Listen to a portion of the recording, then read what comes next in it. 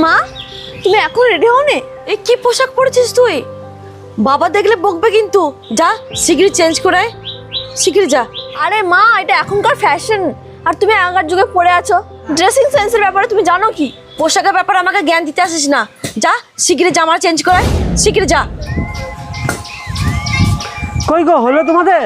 দেখো না বাবা, আমি পুরো রেডি হয়ে গেছি, কিন্তু মা বলছে যে আমার পোশাকটা খারাপ। ঠিকই বলেছিস, আজকালকার ফ্যাশন সম্বন্ধে তোর মায়ের কোনো জ্ঞানই নেই। ঠিক আছে, দাঁড়া, আমি রেডি হয়ে আসছি। কিছুক্ষণ পর এই যে দেখো, আমি রেডি হয়ে গেছি। বাবা তুমি এইভাবে দেবে? তোমাকে তো জোগাড় লাগছে পুরো। আরে অবাক হচ্ছিস কেন? এটা তো ফ্যাশন, আমি তো এইভাবেই যাব। কেন, পরনে half pant, T shirt, sunglass, এটাকেই তো ফ্যাশন বলে, তাই না? বাবা এটা ফ্যাশন? তোমাকে তো একদম বাজে লাগছে। কেন, তোর লজ্জা লাগছে? বাবা আমি তোর সাথে যাবো না, একদম বাজে লাগছে। আমারও লজ্জা লাগে তোরা যখন এরকম জামা কাপড় পরিস। আচ্ছা শোনা, একটা কথা বলি, মন দিয়ে শোন। তোর পোশাক ঠিক আছে, কিন্তু সমাজ ঠিক নেই। সমাজের লোক কিন্তু খারাপ হয়ে গেছে, আর মেয়ে মানুষকে দেখলে খাবারের বস্তু মনে করে, কখন ছিঁড়ে খাবো। দেখ শোনা, এখনকার মানুষ কিন্তু আগের মতো আর নেই। আর তখনকার মানুষ একটা মহিলার দিকে দেখতে গেলে দুবার করে ভাবতো। আর এখনকার মানুষ কি ধরনের জানিস?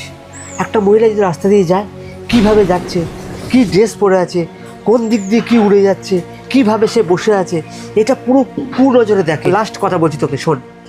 কোনো মেয়ে মানুষ যদি ছোটো ড্রেস পরে থাকে না, নজরটা কিন্তু ওইদিকেই যায়। তো শোনা, জোরহাত করে বলছি, ফ্যাশনের চক্করে যাস না শোনা। তুই আমাদের কাছে বিশাল একটা মূল্যবান সম্পদ। তাই এমন ধরনের পোশাক পরিস না শোনা, যে জানোয়ারগুলো উত্তেজিত হয়ে পড়ে। আর এমন পোশাক পর যে তোকে ভদ্র মনে হয়, আর নিজেও সেফ থাকিস। তুমি কিন্তু একদম ঠিক বলেছো, কিন্তু অনেক মেয়েরা ভালো পোশাক পরে তবু কিন্তু খারাপ হয়ে যায়। তাহলে তারা কি করবে? তুমি কথাটা ঠিকই বলেছো।